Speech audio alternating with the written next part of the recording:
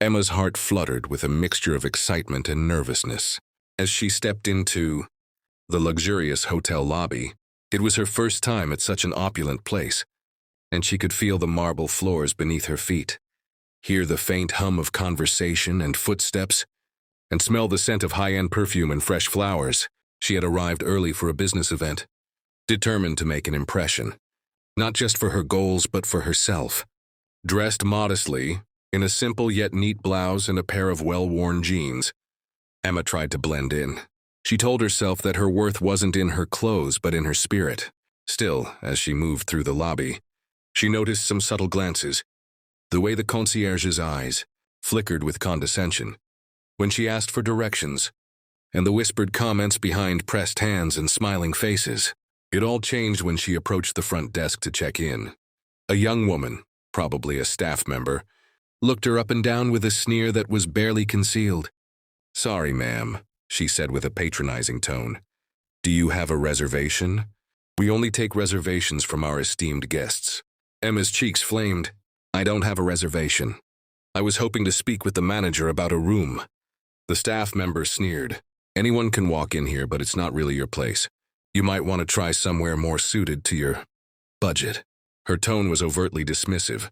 Her eyes narrowed with mockery. Emma felt a surge of embarrassment but held her posture. She looked around and saw some guests whispering and giggling at her discomfort. She could hear snatches of conversations about her appearance, her clothes, her presence. It was a montage of tiny, cutting remarks etched into her memory. She wanted to run, to hide from their judgment. But she didn't. Her mother's words echoed in her mind. "Never let others define your worth." Her pain simmered beneath her skin, but her dignity was a fragile yet resilient shield. For those few moments in the lobby, Emma was a silent witness to her own humiliation. She stared at her reflection in a glass panel nearby, struggling not to let their words crush her. She looked like anyone else, she told herself. Only their words could diminish her, not her. As she finally turned to leave, she gathered her strength and whispered to herself, "This is only a moment. This is not my story." But inside she burned with a quiet resolve, one that promised she would return, not as a subject of mockery, but as someone who would forge her own destiny.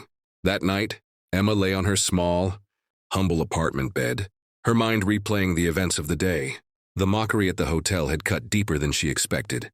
For a moment she felt like crying, a wave of shame washing over her. She was tired of feeling invisible, tired of being judged by superficial standards. But as she stared at the ceiling, her mother's voice floated through the shadows of her mind, like a soothing lullaby. "Remember, Emma, resilience is born from pain. When others try to break you, let it forge your strength. Never forget your worth. Your true worth lies in your heart, not in their fleeting opinions." Emma closed her eyes, tears welling up, but instead of giving in, she let them flow. They were tears of pain, but also tears of hope. She knew that her struggle was not over. It was merely the beginning. The hurt she felt was real, but it would fuel her fire. The world had tried to define who she was that day, but she refused to accept their narrative. Her mind went back to her mother's words about humility and resilience. She remembered how her mother, despite all odds, had managed to keep her family afloat with her unwavering spirit. Emma promised herself then she would not be a bystander in her own life. That night Emma made a silent vow, no more hiding. She would stand tall in her truth. She would show the world her strength, her resilience, and her worth. Her scars might be visible, but they would be badges of honor, symbols of how far she had come.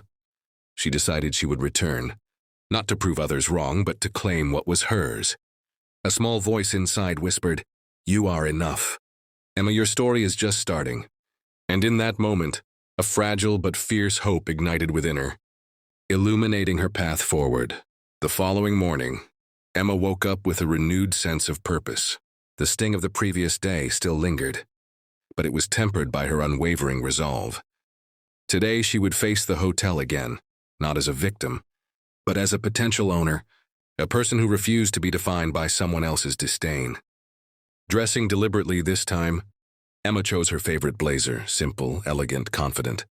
Her heart raced as she stepped outside her apartment, knowing that this time, Her attitude would match her appearance. She headed straight to the hotel, feeling a mixture of anticipation and fear. When she entered the lobby, she could feel the eyes lingering. But this time, she held herself differently. Eyes straight ahead, shoulders back, a quiet strength emanating from her. The same front desk where she had faced mockery was now in her sights. But she was no longer an outsider. She approached the desk confidently and caught the receptionist's sigh. "Good morning. I'd like to speak to the manager, please. It's regarding an investment opportunity." The receptionist hesitated and then called the manager. Moments later, a tall, well-dressed man appeared, his expression curious as he looked at Emma. Her voice was calm but firm, as she explained her intentions and her sincere interest in purchasing a part of the hotel, perhaps a small share, enough to symbolize her commitment to her dreams and her resilience. The manager studied her, intrigued by her confidence, her clarity. Emma's words painted a picture of perseverance, not as a customer, but as a partner shaping her future. Her story, she explained, was about resilience, about overcoming humiliation, and about transforming pain into power. The staff watched in stunned silence, some whispering to each other about her audacity. Emma's unwavering gaze and heartfelt honesty shifted the atmosphere entirely.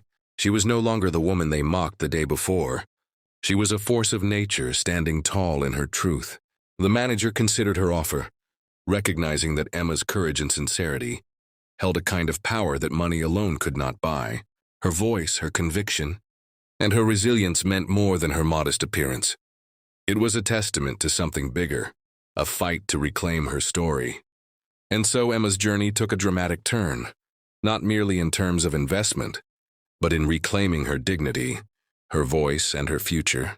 Emma's decision to purchase a stake in the hotel was not just about financial gain. It was a statement, her declaration that she would no longer be defined by the judgments of others. Her humble beginnings, her scars, her tears, they all became part of her story, fueling her passion to transform herself and her circumstances. With her modest savings, Emma negotiated her share convincingly. The moment the paperwork was signed, she felt an overwhelming sense of victory. It wasn't just about owning a piece of property. It was about owning her narrative of resilience. Days turned into weeks, and her involvement in the hotel grew. She used her experience to influence change within the company, improving inclusivity, empowering underprivileged employees, and creating a culture of respect. Everyone who saw her on the hotel's grand opening day knew her story. Guests appreciated her authenticity, and staff looked up to her, not just as an owner, but as a symbol of determination. Emma stood at the entrance of her hotel, now a thriving hub, her heart swelling with pride. Tears threatened to surface, but this time they were tears of unrestrained joy. She had turned her pain into power, her scars into symbols of strength.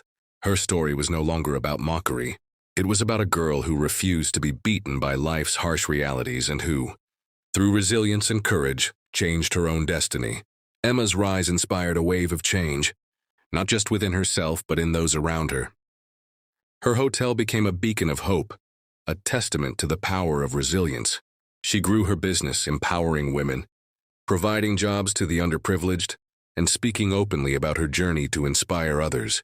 Social media stories spread her message, her story touching millions. Emma became a symbol, not of wealth, but of inner strength. Her journey from being mocked in the lobby to owning her future resonated deeply. On the grand opening anniversary, Emma stood proudly at the hotel's rooftop, overlooking the city. She took a moment to breathe, contemplating the long road she had traveled. The woman who was once mocked for her humble appearance had now built an empire of hope and resilience. Her story proved one thing: no matter how harsh the world may seem, resilience, dignity, and unwavering belief in oneself could turn mockery into triumph. Emma's journey was far from over, but she moved forward with confidence, inspiring countless others to embrace their worth and dare to dream beyond their circumstances. Her smile was serene, her spirit unbreakable. She had bought her hotel, and in doing so, she had bought her future.